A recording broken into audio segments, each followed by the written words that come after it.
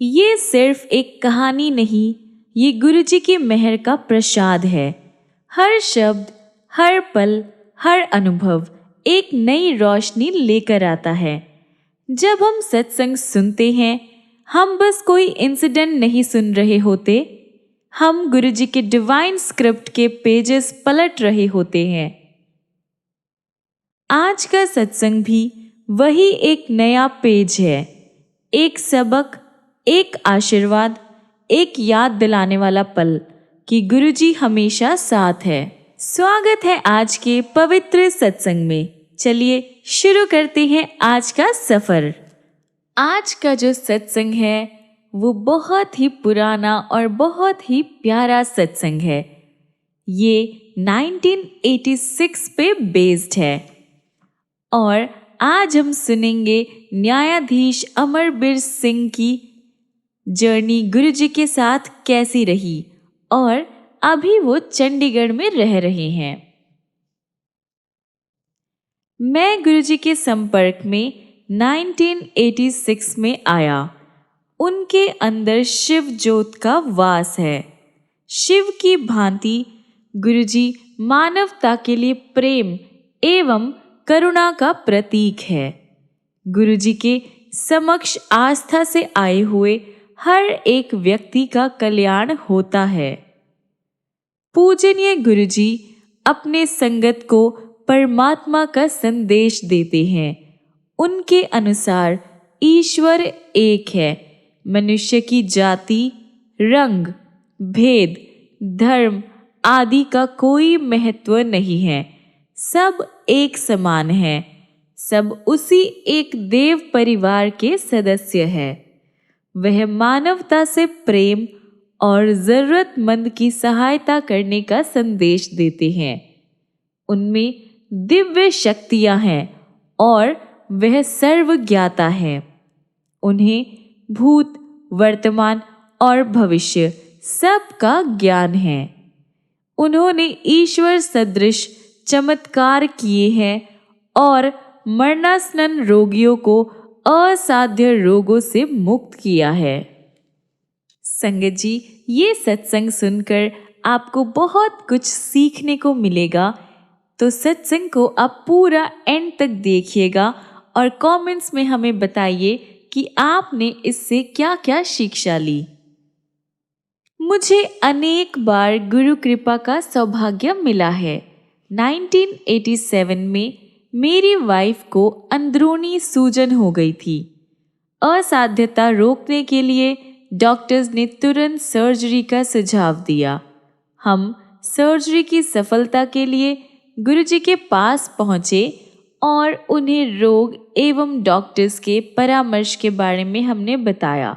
गुरुजी ने उसे अमृत देकर कहा कि सर्जरी की कोई आवश्यकता नहीं है।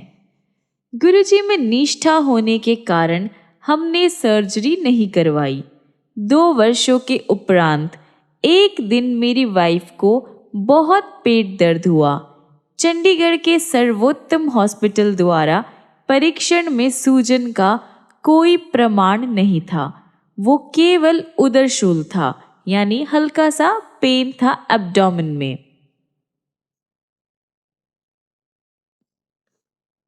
नाइनटीन 1992 में मेरी माँ बहुत बीमार हो गई और चेतना खो बैठी थी। 95 की एज में उनके जीवित रहने की संभावना तो बहुत ही कम थी। 28 फरवरी को जब मैं अपनी माँ के कष्टों को नहीं देख पा रहा था, मैंने मन ही मन गुरुजी से, जो उस टाइम जलंधर में थे, उनको आकर शांति देने के लिए प्रार्थना करी। उस समय शाम के 6:30 बजे थे। मेरी प्रार्थना करने के कुछ ही क्षण बाद गुरुजी ने सामने के द्वार से, जो अंदर से बंद था, उससे प्रवेश किया। हम उनको देखकर आश्चर्यचकित थे। गुरुजी ने मेरी वाइफ को एक गिलास में जल लाने को कहा, जिसे उन्होंने अभिमंत्रित किया। उन्होंने माँ को 2 चम्मच जल पिलाने को कहा और बताया कि वह आधी रात 2 बजे तक जीवित रहेंगी। गुरुजी फिर 10 मिनट तक बाहर नहीं आने का कहकर चले गए। उस ड्यूरेशन के बाद हमने बाहर आकर पुलिस द्वारा नियुक्त पहरेदार से गुरुजी के बारे में पूछा तो उसने जवाब दिया कि उसके अकॉर्डिंग कोई भी अंदर नहीं गया था। मैंने तुरंत जलंधर फ़ोन किया तो मुझे बताया गया कि वह तो उस समय जलंधर में संगत में बैठे हुए थे। उसके बाद हमने माँ को जल पिलाया और गुरुजी के कहे अनुसार रात को 2 बजे उन्हें मोक्ष की प्राप्ति हुई। अतः एक ही समय में गुरुजी 2 स्थानों पर थे, जलंधर में संगत में और हमारे घर पर। मेरी बेटी भी गुरुजी की भक्त है। 1998 में गुरुजी चंडीगढ़ के सेक्टर 33 में रहते थे। जब मेरी बेटी गुरुजी से प्रार्थना करती थी तब वह शिव दर्शन की कामना करती थी। एक दिन सुबह उठने पर अपने रूम में गुरुजी के सारे चित्र शिव रूप में परिवर्तित होते हुए देखकर वह चकित रह गई। गेस्ट रूम में प्रवेश करने पर उसने कालीन पर शिव को गुरुजी के चित्र के निकट बैठे हुए देखा। उस टाइम उसने हमें दर्शन के बारे में कुछ नहीं बताया। शाम को हम गुरुजी के दर्शन के लिए गए। गुरुजी के पास जाने पर उसे गुरुजी की मुखाकृति के चारों ओर अद्वितीय प्रकाश दिखाई दिया और वह उसकी प्रबलता सहन नहीं कर पाई। ये देखकर वो मंत्र मुग्ध हो गई और जोर जोर से रोने लगी। उसने गुरुजी में शिव का अनुभव किया था। हमने गुरुजी से उसकी इस अवस्था का कारण पूछा। उन्होंने जवाब दिया कि वह शिव दर्शन के लिए प्रार्थना करती रही थी, अतः उन्होंने उसकी मनोकामना को पूरा किया। 28 अप्रैल 1998 को बाथरूम में गिरने के कारण मेरी 3 पसलियां टूट गई। मुझे हॉस्पिटल में एडमिट करवाया गया। 15 मई को मुझे लखनऊ के पीजीआई में भेजा गया।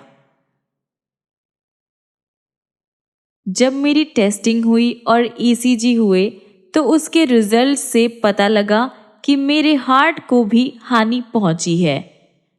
हार्ट पर एक छाया बनी हुई थी।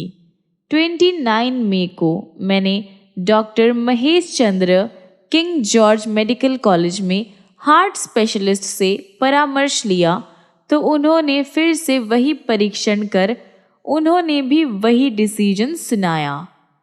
2 जून को मैं गुरुजी के दर्शन के लिए दिल्ली आया।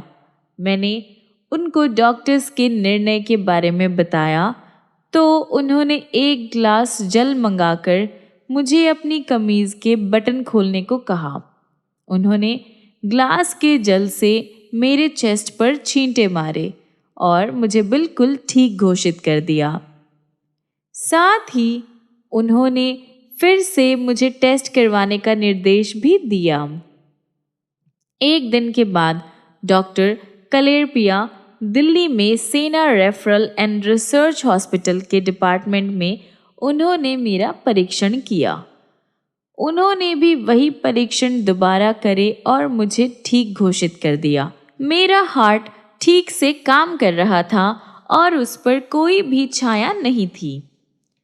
पिछले परिणाम देखकर वो अचंभित हो गए और कहने लगे कि 29 मई और 3 जून के बीच में किसी चमत्कार से ही ऐसा हो सकता है, अन्यथा हृदय की अवस्था में ऐसा सुधार इम्पॉसिबल है।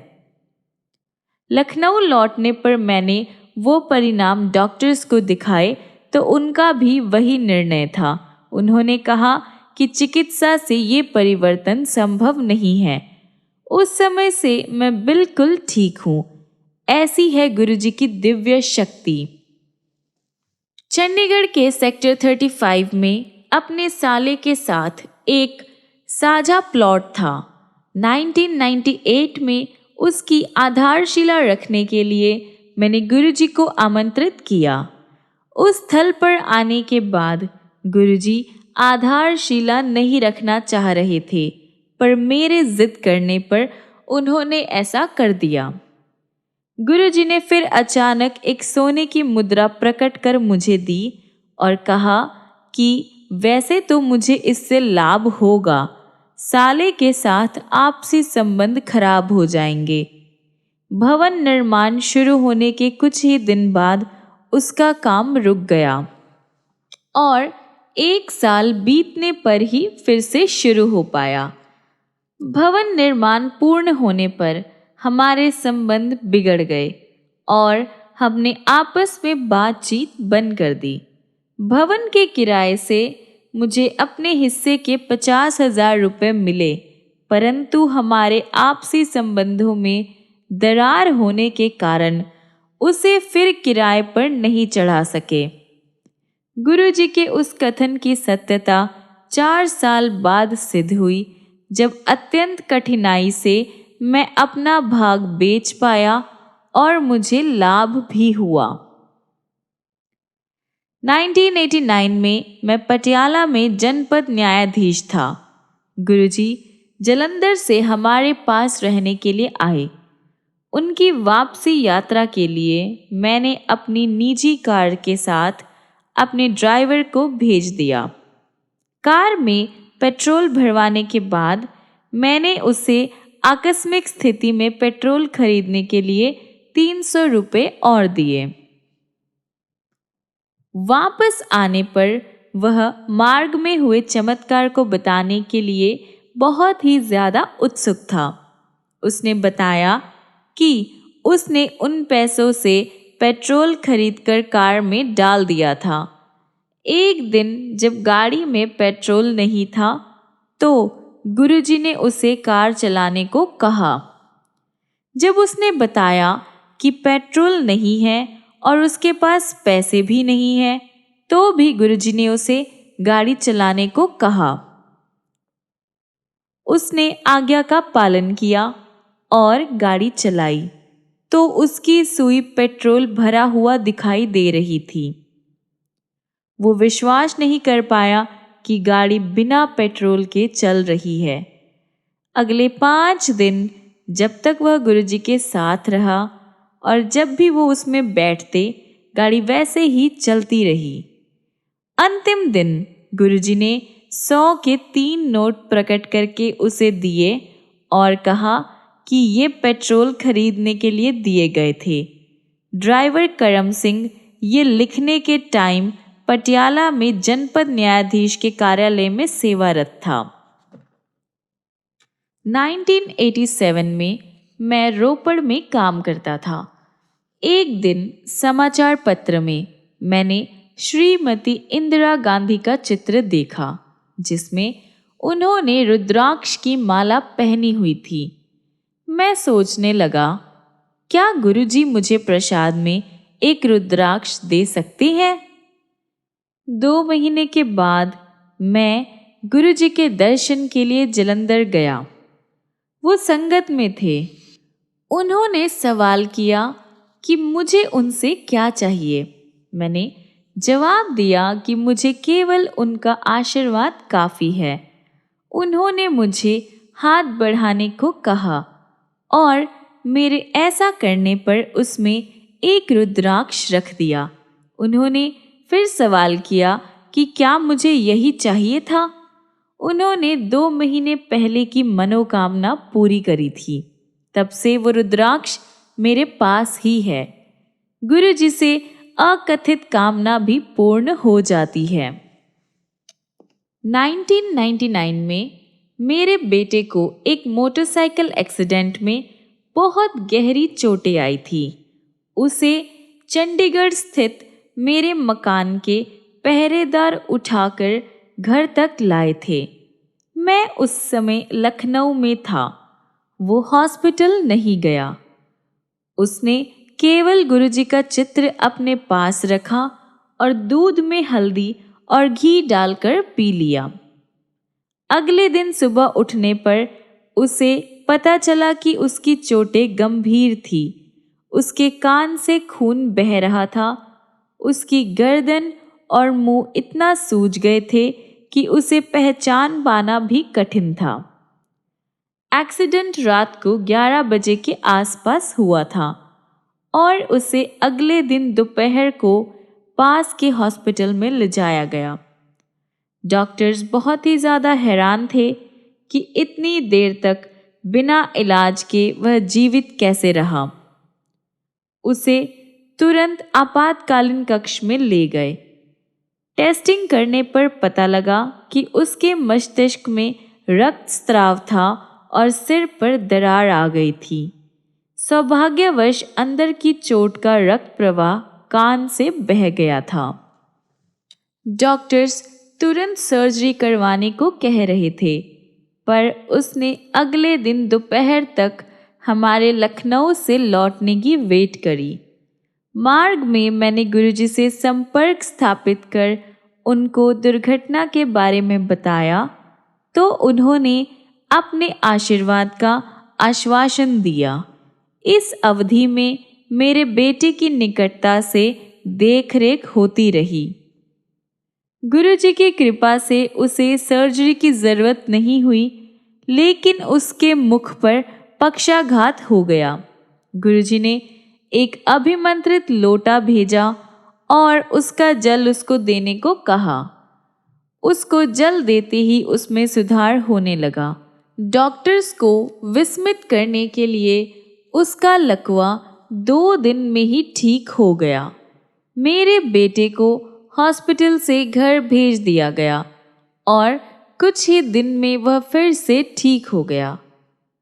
बाद में किए गए टेस्टिंग में उसके सिर पर कोई दरार या मस्तिष्क की चोट नहीं दिखाई दी। मेरा बेटा उस समय से बिल्कुल ठीक है।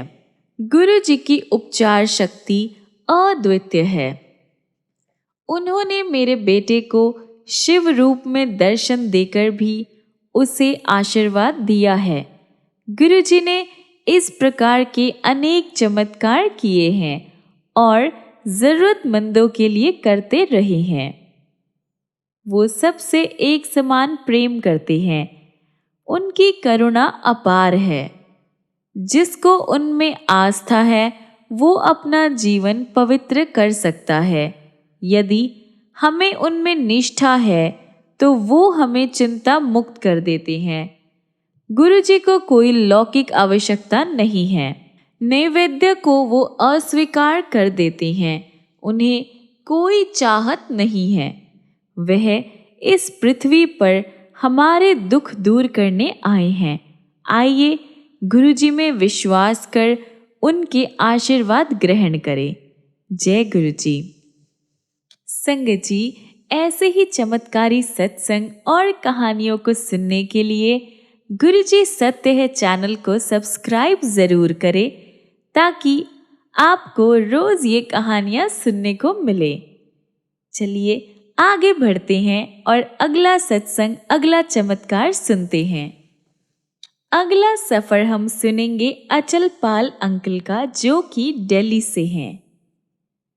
दिसंबर 1999 का शीतकाल मेरे लिए एक अति भयानक समाचार लेकर आया था। धीरे धीरे मेरी आवाज़ कम होती जा रही थी और थोड़े से शब्दों के उच्चारण के लिए भी मुझे विशेष प्रयास करना पड़ रहा था। कर्ण, नासिका और कंठ स्पेशलिस्ट से मिलने के बाद ये लग रहा था कि दिल्ली की ये ठंड और धुंध निरानंद होते हुए और भी प्रतिकूल होने वाली थी। बहुत सारे जांच पड़ताल के बाद स्पेशलिस्ट ने सर्जरी का परामर्श दिया, जो सर गंगाराम हॉस्पिटल में करी गई। मेरी बायोप्सी का परिणाम आने पर हमारी आशंका की पुष्टि हो गई। कंठ में मेरी सूजन असाध्य प्राणघातक कर्कट रोग बन चुका था, यानी कैंसर बन चुका था। जब मेरी वाणी विकृत होने लगी, उसके मात्र 2 महीने बाद मैं जैसे नर्क में पहुंच गया था और इसका कारण समझ पाने में असमर्थ था। मैं सिगरेट, दारू, तंबाकू या पान का सेवन नहीं करता था, पर ईश्वर ही पालक है। अपनी सर्जरी के बाद 3 हफ्ते के रेस्टिंग पीरियड में, जिसमें मुझे कुछ भी बोलने की मनाही थी, मैं गुरुजी की शरण में रहा। मैं और मेरी पत्नी, हम दोनों गुरुजी के पास मेरी दुर्दशा की अवस्था में पहुंचे थे। लेकिन उससे पहले एक और परीक्षा देनी थी। हॉस्पिटल से आने के बाद 5वें दिन मुझ में गुरुजी के पास जाने की अटूट अभिलाषा जागृत हुई।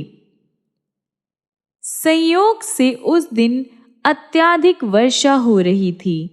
मेरे परिवार के सदस्यों ने मुझे किसी और दिन जाने की सलाह दी, पर मैंने नहीं माना। मेरा मन पक्का हो चुका था। मेरे अंदर उसी दिन जाने की आवाज़ उठ रही थी। एम्पायर स्टेट से गुरुजी के स्थान तक चलते हुए एक अद्भुत सुख का आभास हुआ।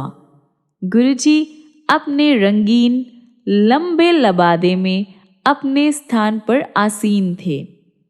हमारा परिचय करवाकर हमें राजसिक रक्तिम कालीन पर आसन ग्रहण करने को कहा गया। गुरबाणी के पवित्र शब्द वातावरण में रस घोलकर उसे और मधुमय कर रहे थे। एक स्नेहमय किंतु ओजस्वी ऊर्जा पूरे कमरे में फैली हुई थी। कुछ समय बाद चाय प्रसाद बांटा गया। उसके एकदम बाद गुरुजी ने हमें बुलाया और मेरी घबराई हुई पत्नी को कहा, जा तेरे हस्बैंड नू 50% ठीक कर दिता, टेस्ट फिर करा ले। उस टाइम ये विश्वास करना इजी नहीं था कि वह असाध्य रोग ठीक हो गया था, पर हमने गुरुजी की सलाह मानी। बायोप्सी की शेष 4 स्लाइड में से 2 एम्स में दी और 2 बॉम्बे के स्थित टाटा इंस्टीट्यूट में भेजी। 1 वीक के बाद रिजल्ट्स आने पर हम फिर से एम्पायर स्टेट गए। हमारे प्रवेश करते ही गुरुजी मुस्कुराए और बोले, क्यों डॉक्टर कंफ्यूज हो गए? ये तथ्य था। दोनों संस्थानों से आए निष्कर्षों ने मुझे बिल्कुल ठीक घोषित कर दिया था। पहला चमत्कार हो चुका था। उसके बाद डॉक्टर्स ने रोग लक्षण प्रयोगशाला के निर्णयों की अवहेलना न कर उपचार पूरा कराने को कहा। लेकिन मैंने निश्चित कर लिया था कि अब कोई भी उपचार गुरुजी के कहे अनुसार ही होगा। आगे ये हुआ। गुरुजी ने मुझे मिर्चों से भरा हुआ लंगर खाने को कहा। डॉक्टर्स के अकॉर्डिंग, जिन्होंने मुझे केवल उबला हुआ खाना खाने के निर्देश दिए थे, मिर्चें तो बिल्कुल मना थी।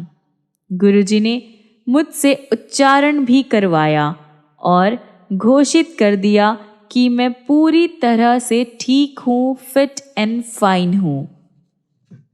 गुरुजी के परामर्श पर मैं विकिरण चिकित्सा करवाता रहा, लेकिन मुझ पर कोई भी नेगेटिव असर नहीं हुआ। मुझे कभी कोई उबकाई नहीं हुई। मेरा हीमोग्लोबिन सदा नॉर्मल लेवल पर रहा। एकमात्र मेडिसिन, यदि इसे ऐसा कह सके, तो गुरुजी द्वारा अभिमंत्रित तांबे के लोटे से जल भरकर पीने की रही है। इस क्रिया में पूरी रात जल भरकर रखने के बाद सुबह आधा पीकर बाकी से स्नान करना था। इस अति साधारण क्रिया पद्धति से मैं पूरी तरह से ठीक हो गया। नवजीवन के लिए मेरा ऐसा चमत्कारिक परिवर्तन रहा है। ये सिद्ध करने के लिए मेरी 2 बेटियां और पत्नी हैं। धन्य है गुरुजी। गुरुजी का बहुत बहुत शुक्राना है। जय गुरुजी। तो ये था आज का सत्संग। एक और पेज गुरुजी की डिवाइन किताब से, जिसने हमें याद दिलाया कि मेहर सिर्फ होती नहीं, रोज रोज नई लिखी जाती है। जो सुना उसे बस दिल में रखना, क्योंकि सत्संग खत्म होता है पर उसकी वाइब्रेशन हमारे साथ चलती रहती है। आज का प्रसाद था प्रेम, श्रद्धा और शुक्राना। गुरु जी की कृपा आप सब पर बनी रहे। संगत जी, गुरु जी के सत्संगों की लड़ी तो कभी टूट ही नहीं सकती और ना ही कभी टूटेगी। रुकिए जरा, आपके लिए वीडियो अभी खत्म नहीं हुआ है। गुरु जी के 2 अनमोल वचनों को सुनते और समझते जाइए। आज का पहला अनमोल वचन है, गुरुजी कहते थे, मैं हर शिवरात्रि नू अपना अंग अंग अलग कर देंदा हाँ। गुरुजी said, on every Shivratri I separate each and every part of my body। यानी गुरुजी ने कहा कि शिवरात्रि वाले दिन मैं अपनी बॉडी के हर एक पार्ट को अलग अलग कर देता हूँ। आज का दूसरा अनमोल वचन है, तीर्थ पदार्थ ता गुरु दे चरना विच रुलदे हाँ। Once you come to a guru, there is no need for pilgrimages and search for wealth, since all these can be found at the guru's feet। यानी सारे तीर्थ और पवित्र चीजें गुरु के चरणों के सामने कुछ भी नहीं है। उनके चरणों में ही सब कुछ मिल जाता है। आपको इन सब चीजों के लिए भटकने की कोई जरूरत नहीं है। संगत जी, आज के वचन को सिर्फ सुनना नहीं, दिल में उतारना और जीवन में उतारना है। तो मिलते हैं अगली वीडियो में अगली ऐसी कहानियाँ और चमत्कार लेकर। तब तक के लिए गुरुजी की दया दृष्टि आप सभी संगत पर बनी रहे और आप गुरुजी को ऐसे ही दिल से याद करते रहिए। जय गुरुजी।